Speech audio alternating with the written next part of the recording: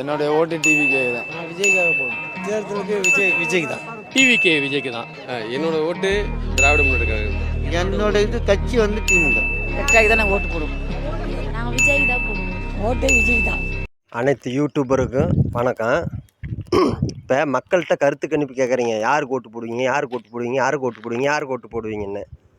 இது மாதிரி பெரிய பெரிய செலிப்ரிட்டிஸ், டாக்டர்ஸ், லாயர், அது மாதிரி பெரிய பெரிய தொழில் இருக்கிறவங்கிட்ட அந்த கேள்வியை உங்களால் கேட்க முடியுமா? முடியாது. யாரும் உண்மையை சொல்ல மாட்டாங்க. பாதிக்கப்படுறது இதனால் கருத்து பண்ணி கேட்குறதுனால பாதிக்கப்படுறது மக்கள் மட்டும்தான். ஏற்கனவே மக்கள் நெளிஞ்சிருக்கிறாங்க.